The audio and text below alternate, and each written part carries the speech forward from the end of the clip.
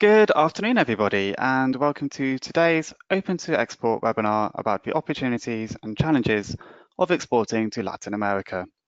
My name is William Barnes-Graham, and I am the Senior Content Editor at the Institute of Export and International Trade.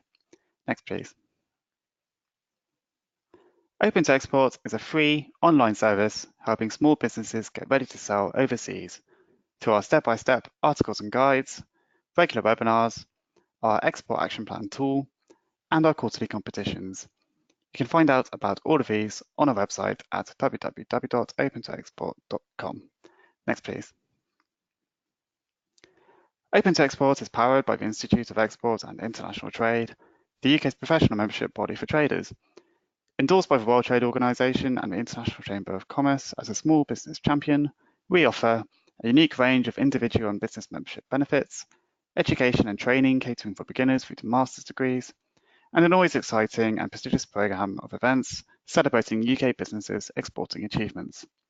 Next, please. We will be running a live Q&A later in the session, and you can ask questions at any point using the question box on the control panel to the right-hand side of your screen. The general principle here is that we'll ask questions that are relevant to the broader audience, so we won't be able to go into company specifics as such, but if you do have any specific questions, we can refer you to our technical helpline afterwards. Next, please. We have three great speakers today. Jeff Lewis from the Institute of Exports and International Trade will be giving some practical advice on how UK businesses can overcome the challenges of selling to Latin America. And then we have two of the Institute's members as well. Eva Túnez will give some very important guidance around translation requirements. And kicking things off, we have Gabby Castro-Fontoura from Sunny Sky Solutions, who's going to be giving an overview of how vast and vibrant Latin America truly is. So all the way from Montevideo, over to you, Gabby. Thanks very much, Will. Good afternoon, good morning, everyone. Next slide, please. Right, the idea today is to discuss Latin America beyond Brexit, really. Yes, next, please.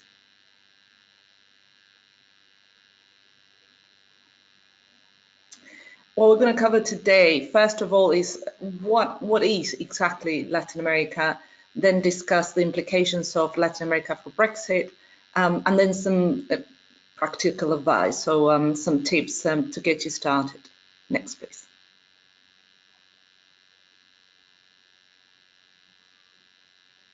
So what is Latin America? Next.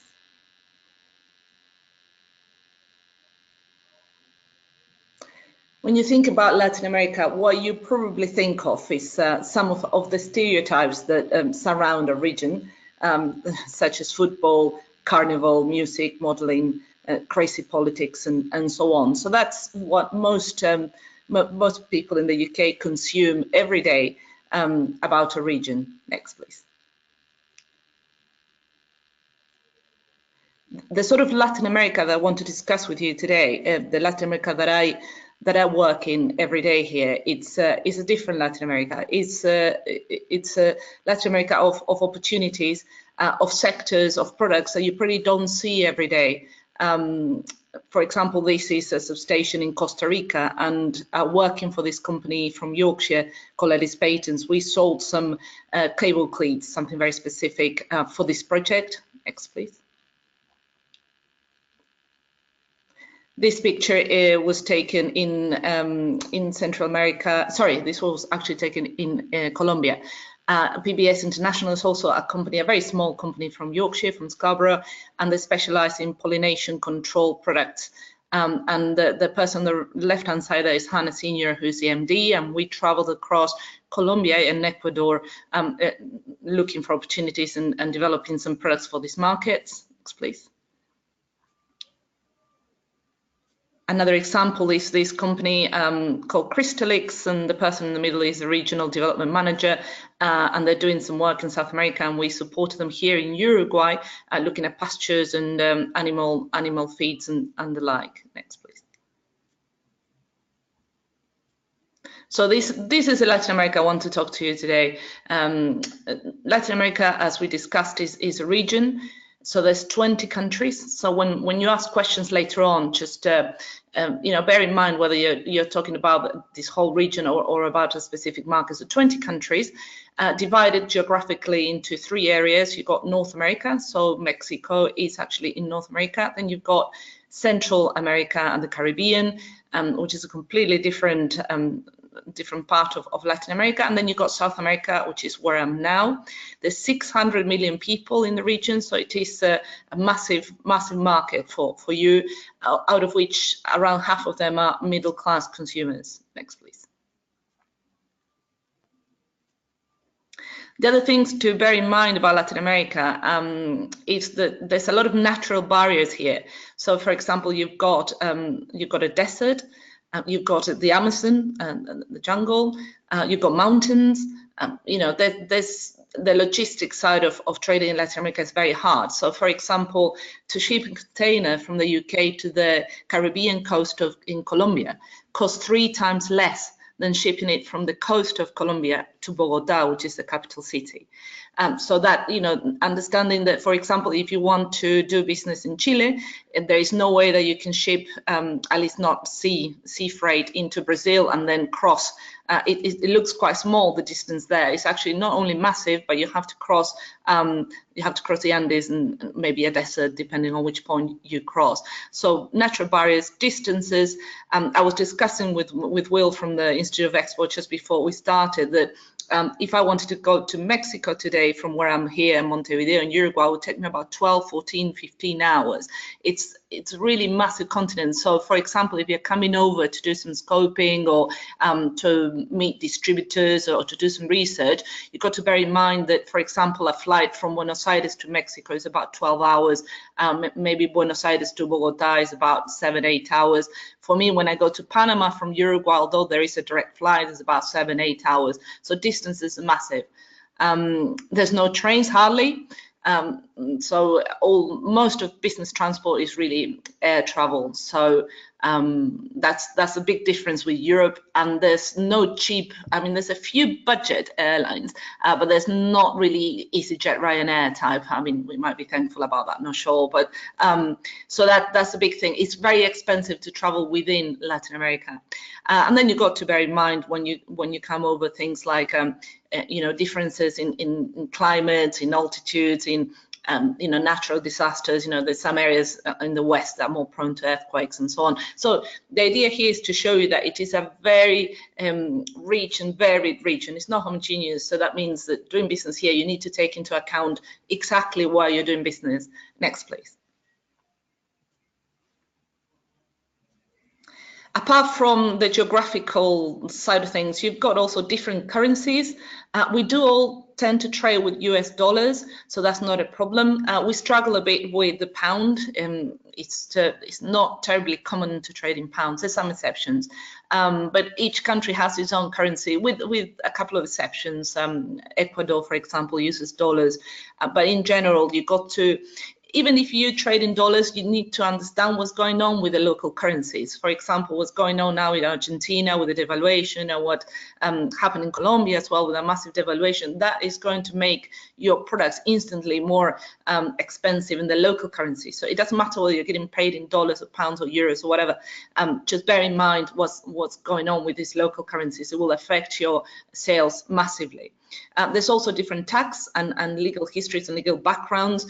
So, when you ask, somebody was asking about withholding tax, one of you asked before, that will depend on the exact country and the sector. There's also different demographic patterns. So people in Brazil are very different from people in Honduras, or are very different from people in Chile. And actually within a country, say somebody from the coast, the Caribbean coast in Colombia, is actually quite different from somebody in the capital city inland. So you've got to understand that all those differences. And there will be different consumer preferences in many ways. Next, please. So there's a very simple way of splitting up Latin America into 2 blocks, now trying to make it more general so you can get a grasp of what's going on in this region. We've got the Pacific Alliance, so this is Mexico, Chile, Colombia, and Peru, the ones on the map there. In general, these are countries that are open to trade, and in general, they've got fairly low barriers, not just tariff barriers, but also, you know, registrations and all that. They occasionally, particularly Colombia, does pose some non-tariff barriers, but in general, Peru and Chile, for example, are fairly straightforward. So one of you asked earlier about which countries would you select to start in Latin America. In general, there are some exceptions. In general, this would be some of my favorite countries, in the sense that probably zero duty, fairly used to international trade, fairly straightforward. By the way, this week it was announced that the free trade agreement between the EU and Colombia, Peru, and Ecuador carries on. So that means that, thankfully, if you want to do business with Colombia, Peru, Ecuador, and Chile, you will be protected from now on in terms of tariffs. So zero tariff for most products. So that's fantastic news, and well done to DIT for ensuring that. Next, please. On the other side of Latin America, we got the famous, infamous Mercosur. So Mercosur is also a trading bloc, and this is formed by Brazil, the main partner. You've got to remember there's 200 million people in Brazil. It's a continent. Then you got Argentina, Uruguay, and Paraguay. Venezuela was kicked out of Mercosur a few years ago. So basically, Mercosur, massive, absolutely massive, very interesting. Yes, you got a lot of people here. And would I do business with Mercosur? Of course I would, but it's a different area. It's a lot more protectionist. The tariffs can be very high. It doesn't mean they are. You've got to check your commodity codes and the like. Don't rule it out because of that. And also, there's more barriers in general to entry. For these countries, I recommend maybe a slower approach. And also maybe think out of the box. So think what you can do. In general, clients end up manufacturing within Mercosur. So if you manufacture in Brazil, then you can export from Brazil free of tax into the other 3 countries, into Argentina, Paraguay, and Uruguay. In general, you need to check for your product. Or you can do, for example, a joint venture with a company from Mercosur, or you can use free trade zones. I don't have time to go into free trade zones right now, but it's something you really need to check if you want to do business with Mercosur. It can be very, very profitable. Next, please. Well, what's happening with Brexit? Yes, next, please. Well, some good news. I know you're pretty fed up of the whole Brexit discussion by now. I sympathise totally. In general, between Latin America and the UK, we at the moment got fairly low levels of trade. So as I say, it can only get better. And British investment is actually very, very strong in some countries, like Colombia, for example. So that means, I was thinking, if you're investing in a country, you wanted to do well. So I think there's a lot of potential there. The open countries will remain open. Chile has already signed an agreement, it was a few months ago, to carry on the FTA, the free trade agreement. As I said, Colombia, Peru, and Ecuador this week announced that that carries on. So the countries that are open to trade now will continue to be open. You don't need to worry about that. And the closed countries, like the Mercosur ones I just mentioned, like Brazil and Argentina, will carry on being quite close. So nothing changes really. So you don't need to worry about Brexit in Latin America. Opportunities, yeah, I mean, there are opportunities to negotiate bilateral agreements. Let's see what happens. And I think one of the positives about Brexit is that it has put Latin America back in the map, but also it has put the UK back in the map of Latin America. And that's important, because when you start engaging with people in the region, you know, the UK is going to be like back in the mind. So that's a good moment to discuss trade. Next, please.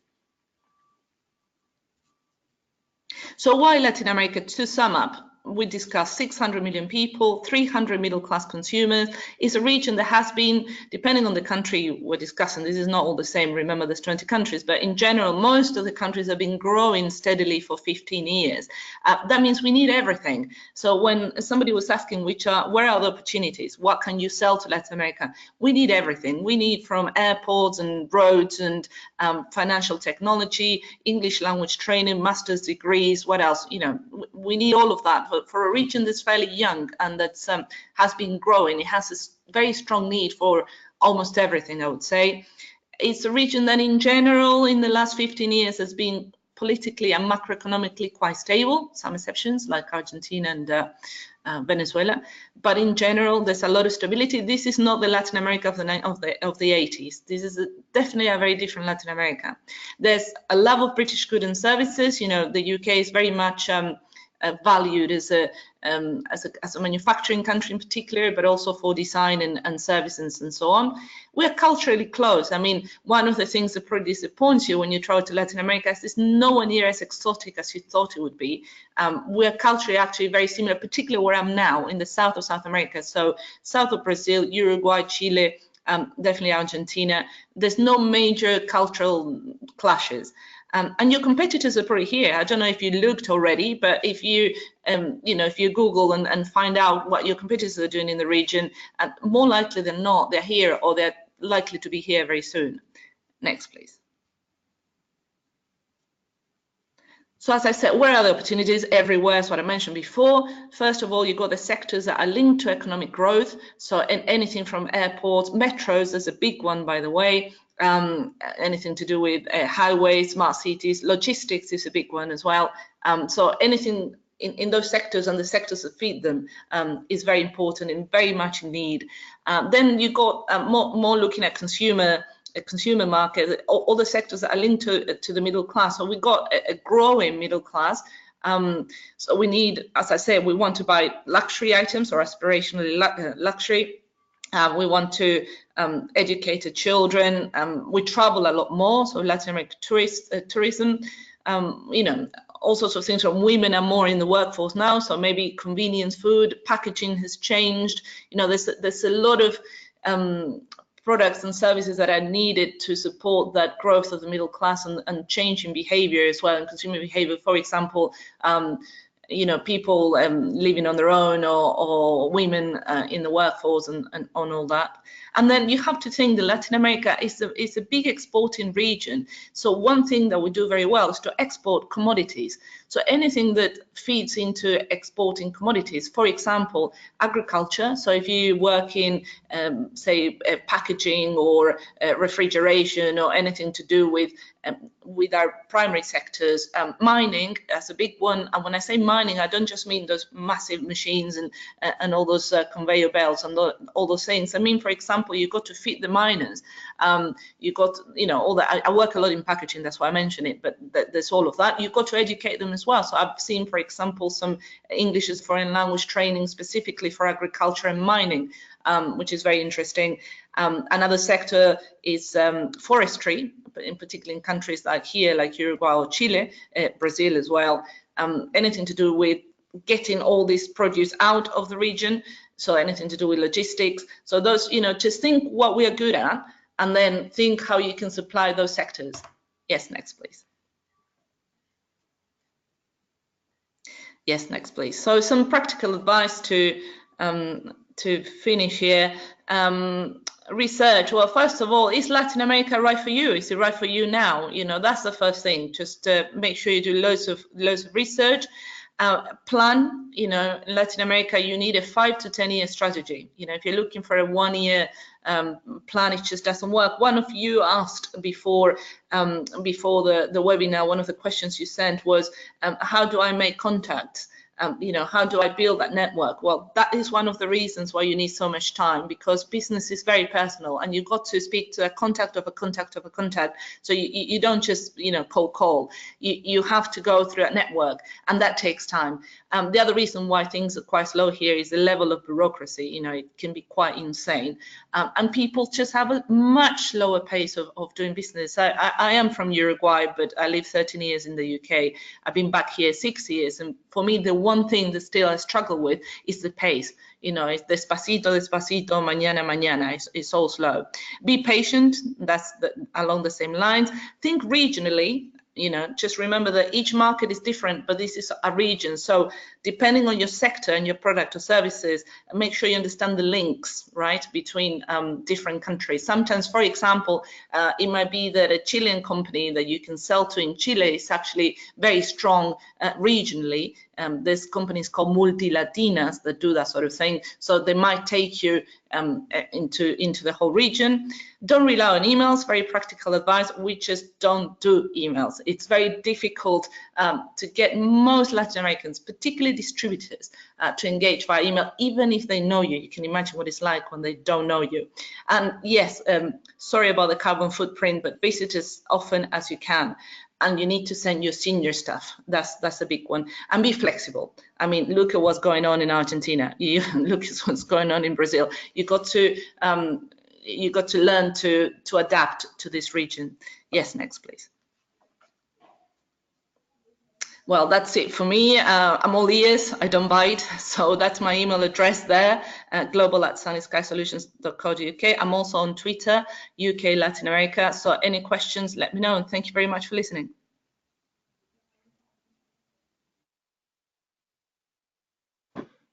Next slide, please. Good afternoon, everybody. My name's Jeff Lewis, and I'm just going to give you a short presentation on Latin America from a UK perspective. I've worked in Latin America for the past 25 years or so. I've spent a lot of time visiting, and there are some things that I think is of interest and useful to know as far as trading with that region. Next slide, please. If you look at there, that table, you'll see the main markets. I haven't included Venezuela in there. They're actually the 62nd largest nation in the world, GDP. Due to the fact that at the moment, the Foreign Commonwealth Office advises not really to travel to Venezuela. That's the UK Foreign Commonwealth Office. But there are ways of getting into Venezuela. I mean, if you trade there, that's fine. It's a decision you make yourself. But quite a lot of the larger companies, such as PDVSA, the oil and gas company, have buying offices in the Netherlands. So if there is an opportunity there, then maybe there are routes to market. You will also find that a lot of companies that deal in Venezuela will buy through Miami in the USA. So that might be another option for you, but that's the only reason it's not on there. Next slide, please. And as Gabby's mentioned, the post-Brexit trade agreement, Chile signed up for that. My apologies, this slide was done prior to the news that Colombia, Chile and Peru have continued. Sorry, Colombia and Peru have continued with the continuity agreement. So we'll have to see how those go as far as the future trade relations is concerned. But if you're looking for a market into Latin America, then a couple of things to consider. Where do we have preferential trade at the moment? Well, obviously with the ones you can see there, Colombia, Chile, Peru, Mexico and Ecuador. What's the benefit of that? The benefit is really it reduces your tariffs, so you could be, you know, a little bit more competitive. From a services point of view, if you are looking at trading down there, then the issues of, like Gabby mentioned, withholding tax, it's not a bad idea to research where we have double tax treaties. And currently the UK has double tax treaties with Argentina, Bolivia, Brazil, Chile, Colombia, Mexico, Panama, Uruguay and Venezuela. So if you want to bear that in mind, and that from a services point of view should help you. What products would you sell? Well, as Gabby said, the opportunities for the different sectors, there's massive opportunities there. Next slide, please. One thing you need to do if you are going to trade in Latin America is to be prepared, quite simply. It is a different region. It's a great region to visit. There are fantastic opportunities. But what I would encourage you to do is, obviously, one of the main focuses of doing trade there is being there, visit the place. There are certain little rituals, cultures, you want to say, the embrace, the greetings, that sort of thing. Just try and just be aware of that. Don't be typically British and standoffish. It's a wonderful place, and developing a personal relationship will help develop your businesses. The other thing as well is through a distributor. Finding distributors, people like Gavi's company can certainly help you along that way. But just be aware of a few things.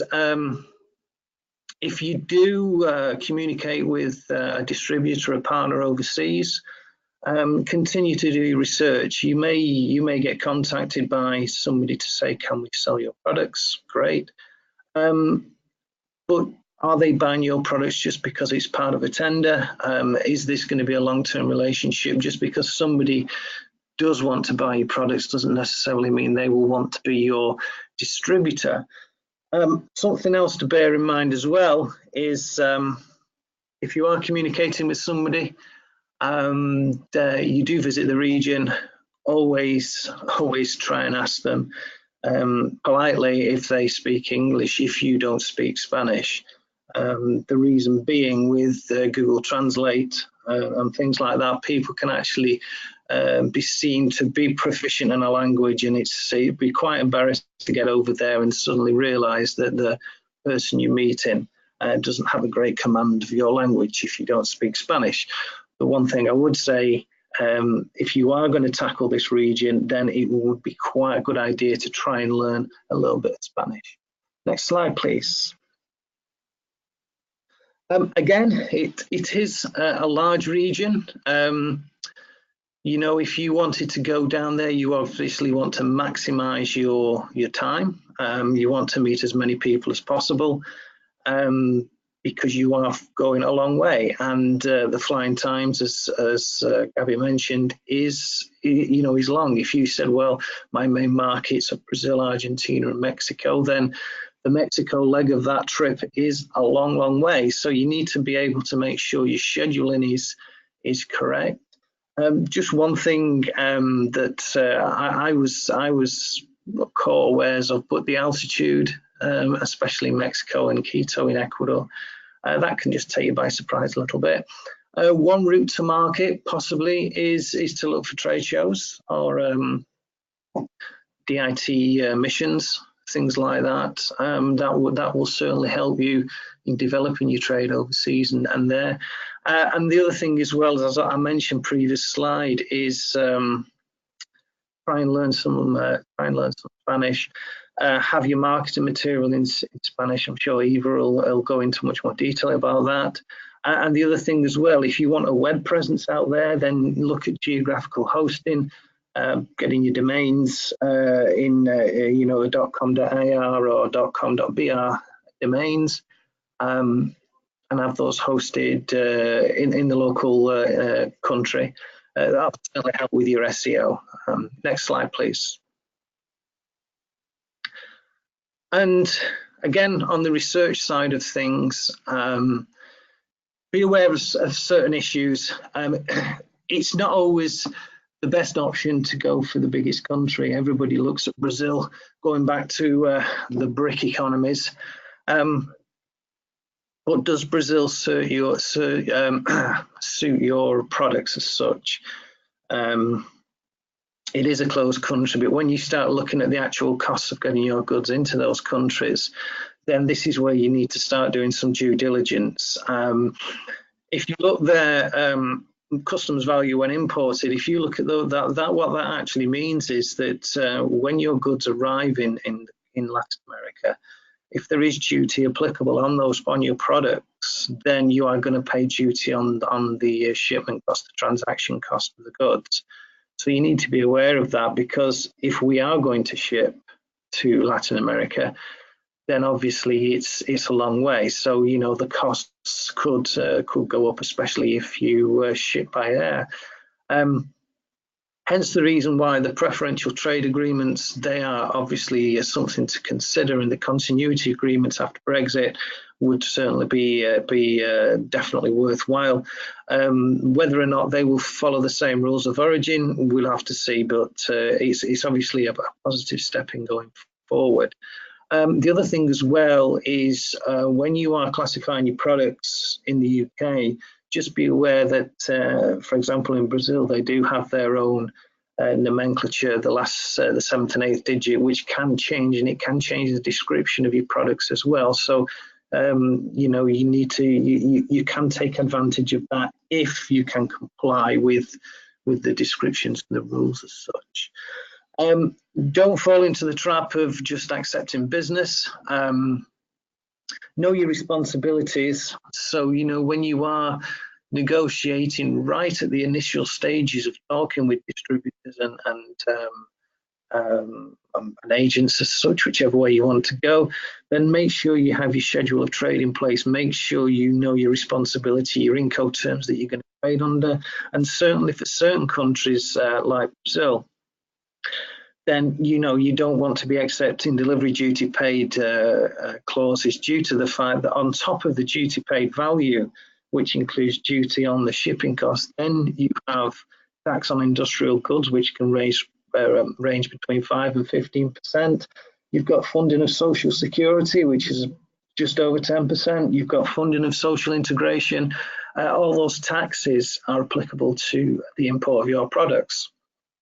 You may not pay them yourself, but your customer, your client, your distributor will pay those costs, making your products pretty uncompetitive in those regions. So going back to the original thing that I said before, the big countries aren't always the best. Brazil might not be the best option for you. You know, you could probably go to events promoting Brazil, but do your research, really get into what it's going to cost you, what your products are going to cost you once they're landed into the country. And the other thing is, well, don't forget the other economies in the region. There are others, as Gabby said, you know, in the Central American region, you've got countries like Ica, opportunities there for things such as electronics and supporting products for the food industry. In Nicaragua, again, there are opportunities for all sorts of products. And Panama, food, farming, plenty of other industries. But just bear in mind as well, the competition you'll face from products being imported into these regions, 50% usually will come from a combination of the USA, Latin America, and also China. So that gives you an indication to the pricing element, which will always come up in conversation, service and price. So just be prepared for that. So at the end of the day, when you're looking at the region, yes, the obvious country might not be the best choice for you. The cost of getting your goods in could make your products uncompetitive. Be aware of you know, the distances you're going to travel, and just do your research. Make sure you understand what your products are going to cost your customer. Okay. Well, I hope that's been a little bit. That information has been useful to you, and on that, I would now like to hand over to Eva Túnez from Genuine Translations.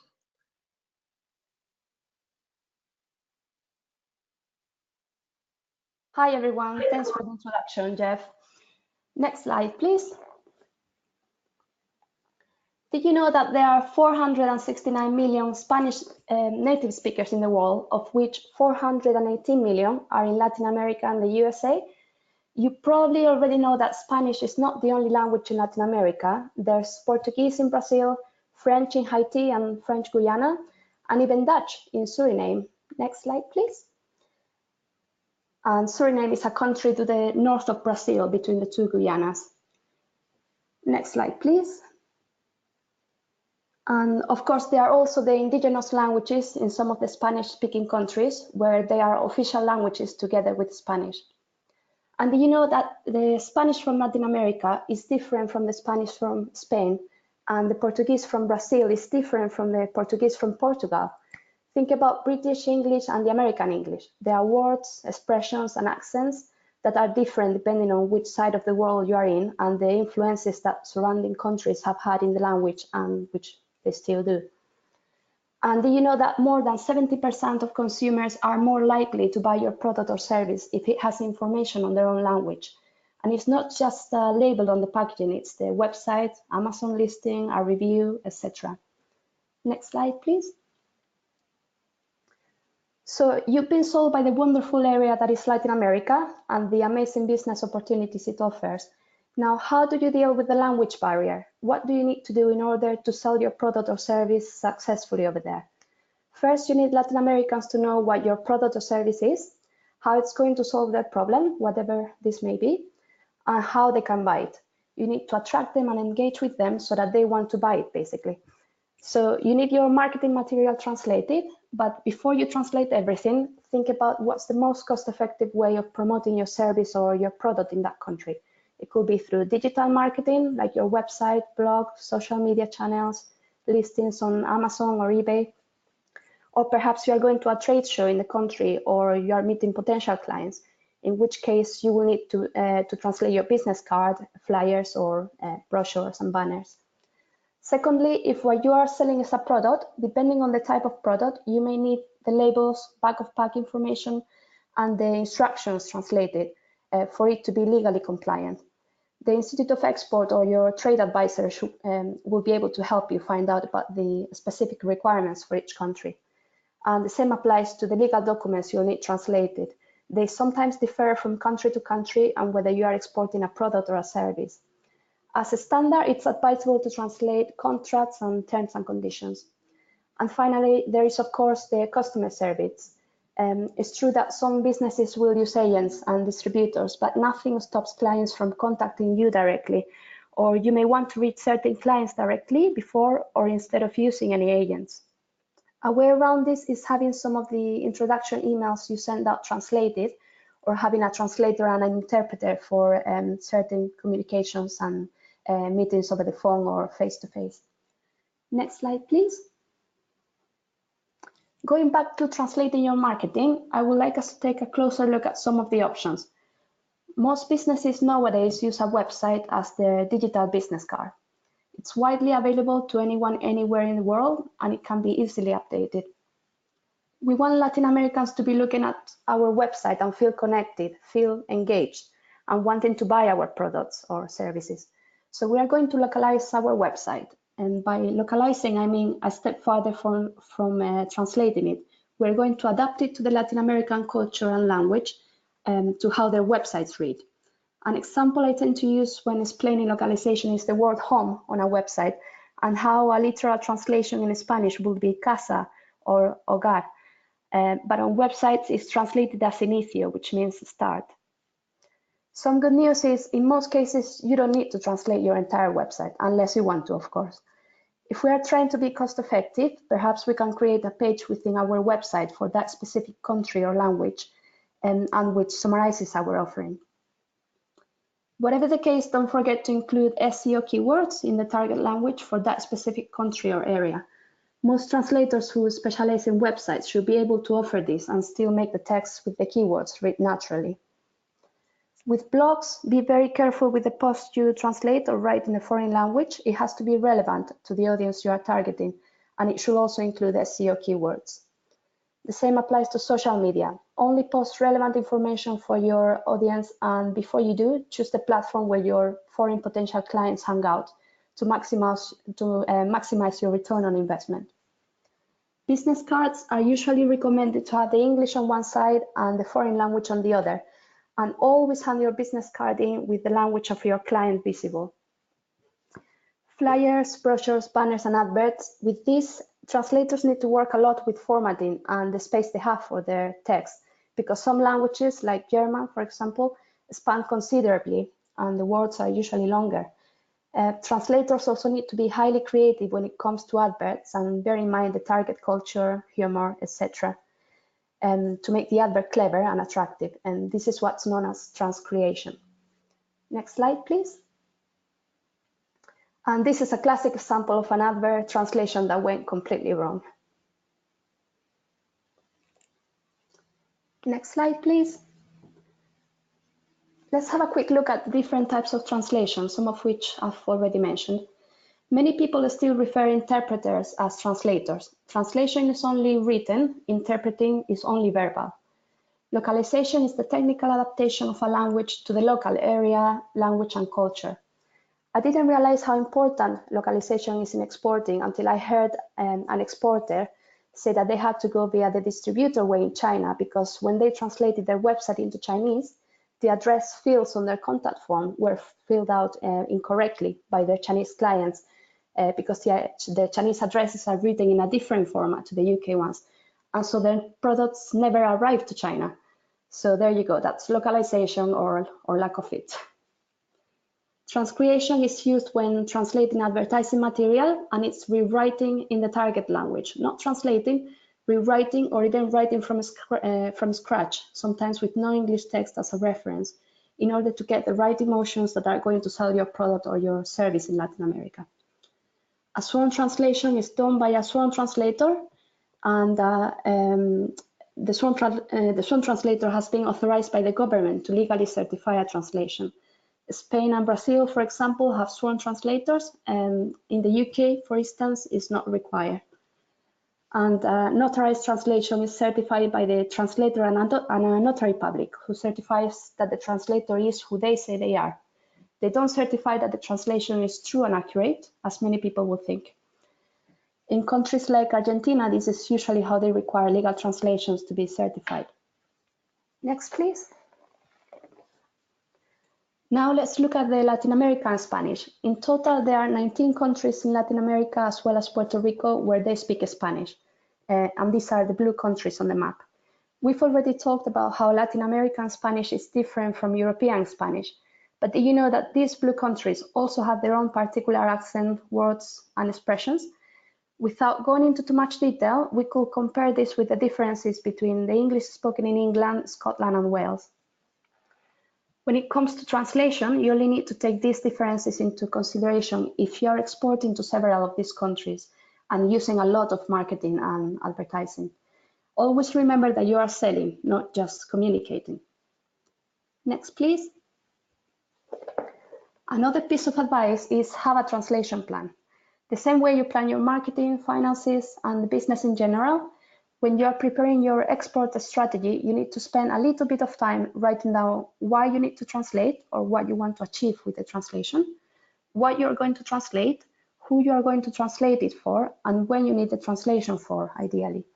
I recommend you to discuss it with your translation provider at an early stage. Next, please. And finally, when choosing your translation partner, make sure they are qualified professionals and familiar with the industry you're in. Make sure they get your service or product and are aware of any constraints. Make sure they can offer the languages and dialects you're after. Make sure they can build glossaries and style guides with you to ensure terminology consistency, and that they can offer other related services like proofreading, typesetting, SEO, and interpreting. And also make sure that they want you to succeed, really. And next slide. And that's it from me. I hope you found it useful. I believe we have a Q&A session now, so I'll pass you on to William. And next slide. I just want to wish you all the best in your export journey to Latin America. Thank you very much for listening. Gracias.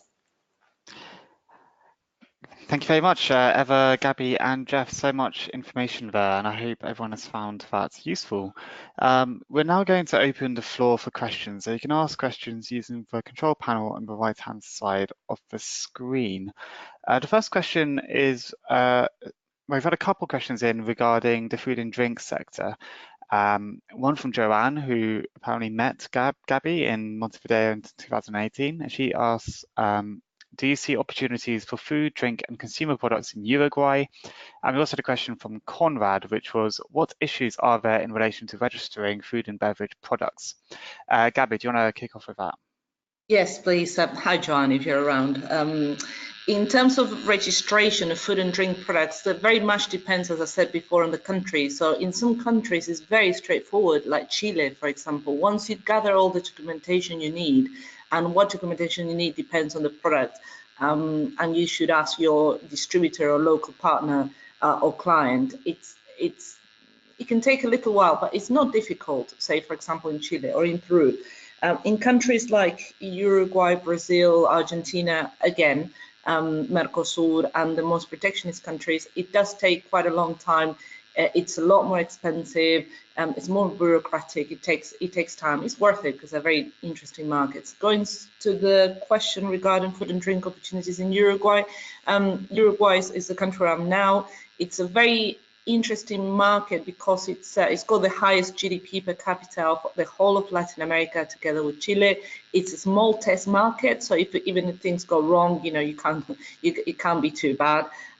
It's very pro-British. So, for example, here we find HP sauce. I don't know. What's called Worcestershire sauce. We get all sorts of cheddars and interesting things. So it's an interesting market. Having said that, it's still 3 million people, so it's still a tiny market, which can be a disadvantage. And importation of food and drinks, it can be tricky in terms of registration. So you have to register food and drink products with every council that you sell into. Of course, half of the population live in the capital city, so that's fairly straightforward. But it's not the easiest. So every SKU that you import into Uruguay, you need to register. So, for example, we've got different flavors of the same product. There's a registration for each flavor.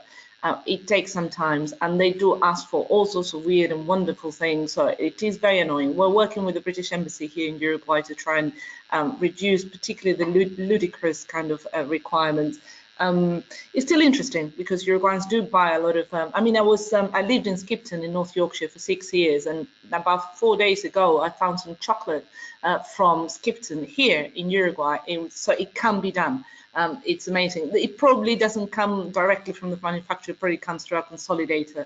So maybe using a consolidator can pay off. So yeah, that's shortly my answer to John and Colin. Thank you. It's amazing about the Skipton chocolate. So that's incredible. Yeah. A question which does follow on from that is from Lorena, who asks, where can you find the import requirements for food in each Latin American market? Is there an easy place to find it? No, sorry, that's the answer for most information in Latin America is not online. And if it's online, I would doubt it very much. Probably the best ones for that would be countries like Chile. But in general, you need to ask a local partner, because also there's a lot of things in writing that don't necessarily apply in practice. So you might be asked for more or less documentation than what you can find online. So yeah, there are government websites and council websites and all that, and you can find through the customs websites of each country, but it changes a lot. And also, as I said, what's written online is not necessarily, and that's a rule for everything you do in Latin America. Don't trust what you see on the internet. Always ask a local partner. I think that links nicely, Will, into a question somebody asked about how do we find information about a sector. How do we find contact? It's always through a contact of a contact and asking around. As I said, it's a slow region to do business. It's very personal, and you need to ask people locally. Don't rely on the internet. Thank you. Yeah, thank you very much. And that's a really good point. But being kind of probably for a lot of markets is not to always treat everything with face value online. A question probably for Jeff, actually, from Andre. In terms of the Brazilian NCM nomenclature system, is it just an extension of the HTS code, or is it completely different? Jeff. Hello.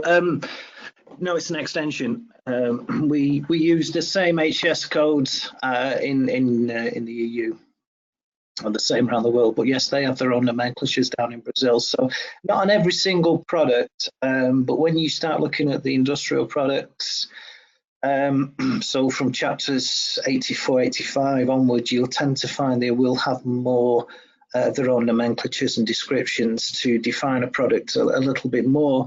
And likewise, strange enough, in the food area as well, you will find further descriptions as well. And this can have a bearing on import duty. You know, it can have a big impact. So it's worthwhile investigating that further just to see if there is a difference. And Jeff, I had another question regarding, I mean, it follows on from an earlier question, but it's whether trade agreements or legislation in place for import requirements for different markets, where can you find information? Can you find information about what's in a trade agreement online? Is there any kind of database people can use?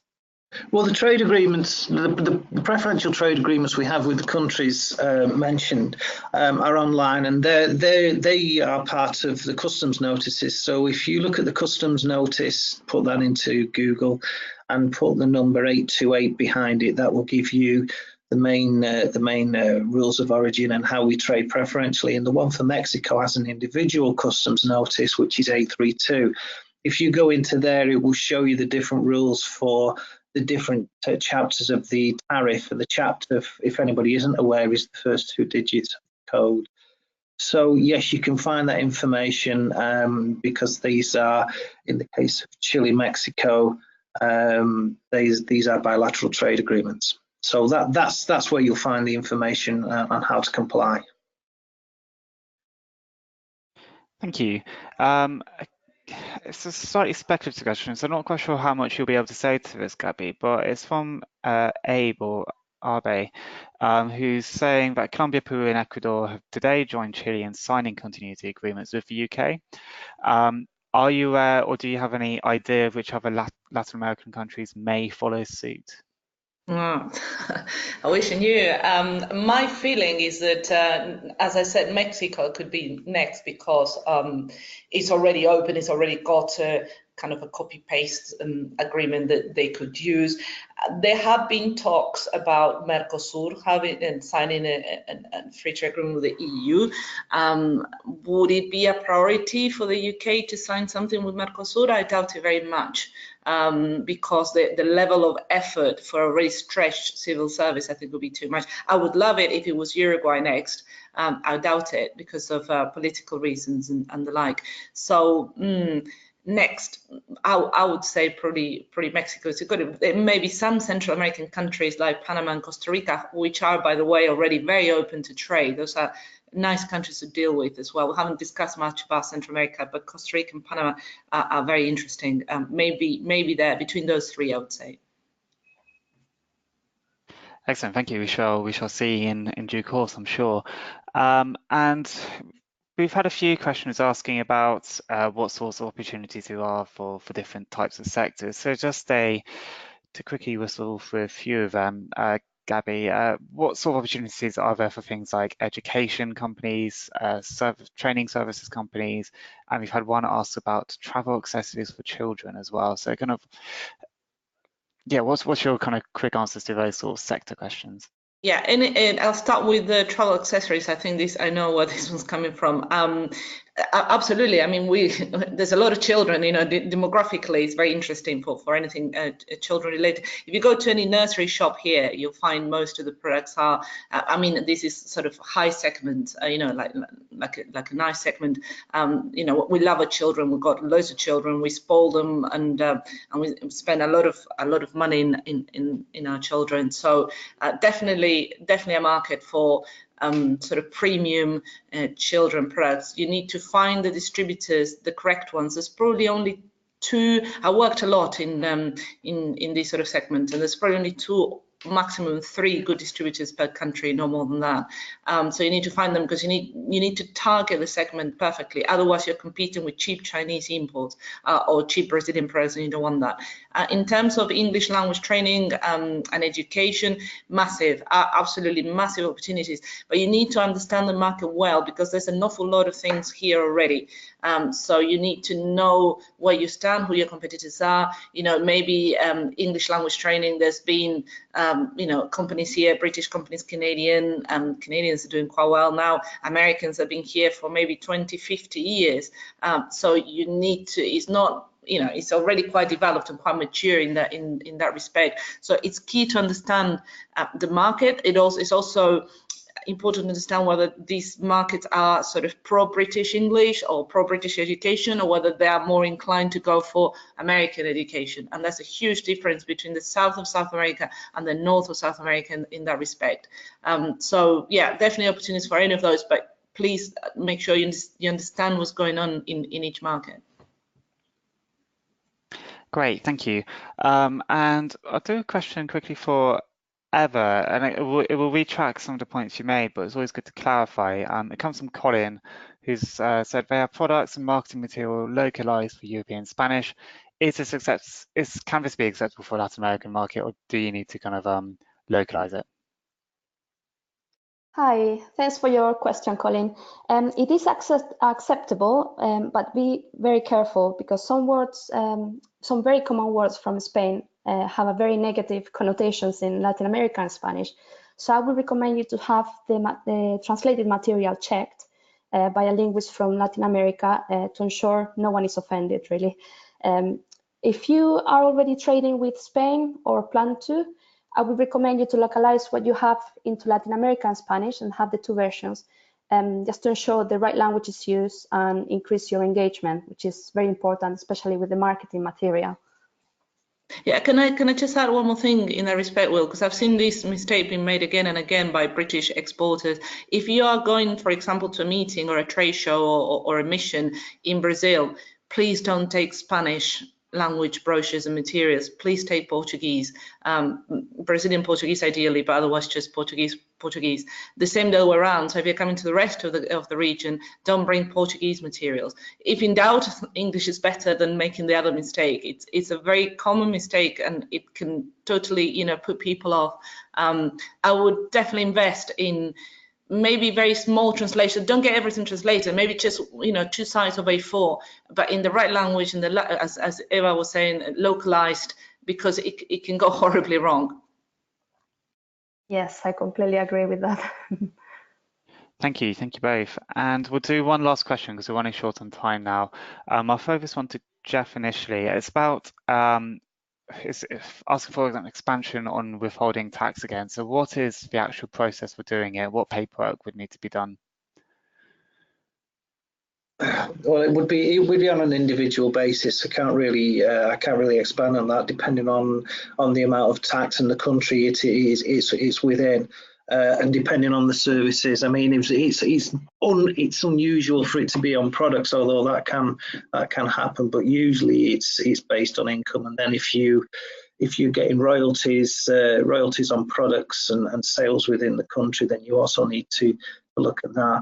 It's a case of getting a tax specialist, somebody like Pricewaterhouse or somebody like that, and getting the information off there to do the individual checks and make sure that if you are going to go down that route, to look at the double tax treaties and see what's covered within those double tax treaties. That's really the best I can offer on that, I'm afraid. I don't know if anybody else can offer any more.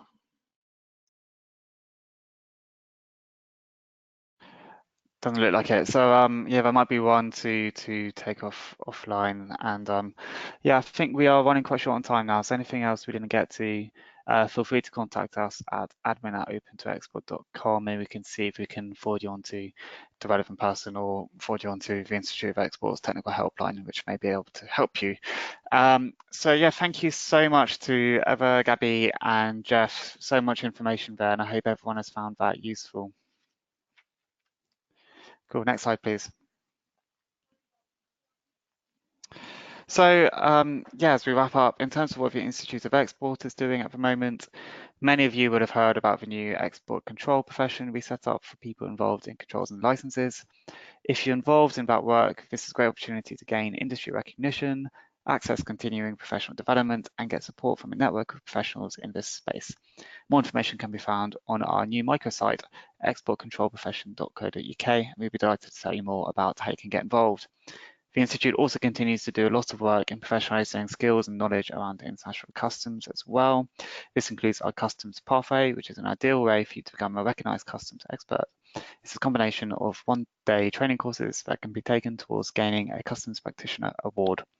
Grant funding from government towards training provided by the Institutes of Export that enables you to complete customs declarations and other important trade processes has been extended to May 31st, though in reality you'll need to actually start registering for this application by May 24th to ensure you get that done in time. Do hurry up and apply for that if you're looking to get all the skills you'll need to prepare for Brexit. It's really important that you look at that.